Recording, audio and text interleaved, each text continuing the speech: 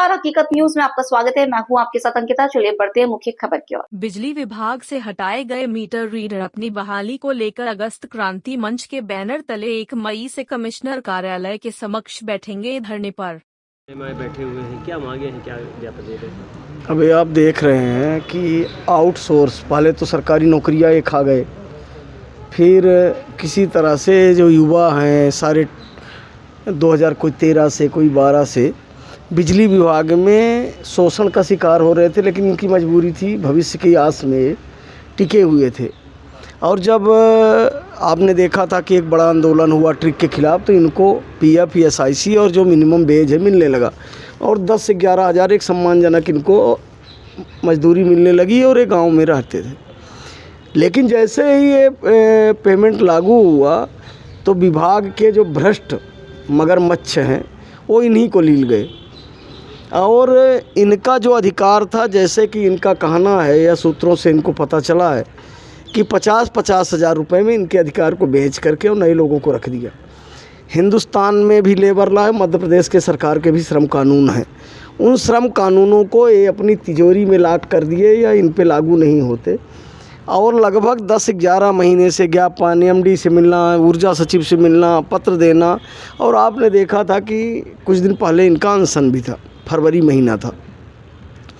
IK Tripathi ji ने लिख के दिया और एक जांच कमेटी इन्होंने बनाई और जिसमें जांच कमेटी में 3 सदस्यीय लोग थे जो ये आवेदन पत्र के साथ संलग्न है। परमा पांडे, BK शुक्ला इंजीनियर और सुशांत सोनल जो डी है मऊगंज के, इनकी अगुवाई में 3 सदस्यीय कमेटी बनी और ये था कि ये 15 दिन में एक कमेटी अपना निर्णय और जांच प्रतिवेदन देगी, जिसके बाद होगा। आप बताइए कि C और AC कहते हैं कि जांच प्रतिवेदन नहीं आया, तो समझ सकते हैं कि कितनी बड़ी अराजकता है।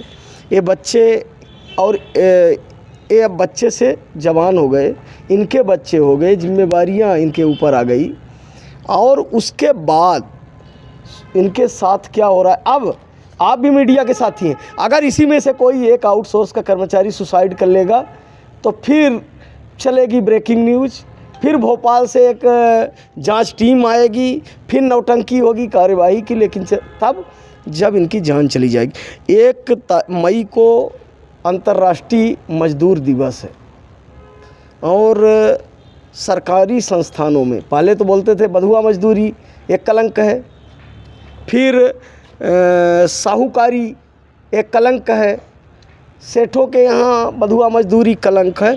एक सरकार की जो बंधुआ मजदूरी हो गई है आउटसोर्सिंग, तो ये बहुत बड़ा कलंक है और इस कलंक के खिलाफ़ 1 मई अंतर्राष्ट्रीय मजदूर दिवस के दिन इसी कमिश्नर कार्यालय के सामने आप सब ने देखा कि अगस्त क्रांति मंच का गठन ही बिजली विभाग के जो आउटसोर्स कर्मचारी पवन तिवारी, अनिल गुप्ता और कई लोग थे। और ये बेचारे जब जल जाते थे या दुर्घटना का शिकार होते थे तो इन्हें कुछ नहीं मिलता था, इनका PF ESI तक खा जाते थे। और उसमें मीडिया के साथियों ने बहुत बड़ा सहयोग दिया, आप सब धन्यवाद के पात्र हैं। दिन रात आप सब ने कवर किया कि कलेक्टर कार्यालय के सामने अनशन चला और उसका परिणाम रहा कि स्वर्ण सलारिया और बच्चा सलारिया जैसे बड़े उद्योगपतियों को रीवा की धरती को छोड़ना पड़ा। इस बार भी आपके माध्यम से मीडिया समूह हों, समाज के जागरूक लोग हों और जितने भी सामाजिक कार्यकर्ता हैं, समाज के भले की सोचते हैं, इस आउटसोर्सिंग के नाम पर रहे शोषण के खिलाफ़ 1 मई से कमिश्नर कार्यालय के सामने आमरण अनशन होगा। ये सब बैठेंगे और ज़रूरत पड़ी तो घर में इनके भूखे जो बीवी बच्चे हैं उनको भी हम बैठाएंगे। और पूरे देश और प्रदेश में आउटसोर्सिंग के नाम पर जो शोषण हो रहा है, यहाँ एक आदमी ठेका लेता है, उसमें अनुबंध पत्र लिखा हुआ है, सेवा शर्तें लिखी हुई है, कितने तारीख को भुगतान कर देगा, इतना इसको पेमेंट देगा, इसको ग्रेजुइटी देगा, इसको अगर कोई दुर्घटना हुई तो उसको मैंडेज लॉस देगा।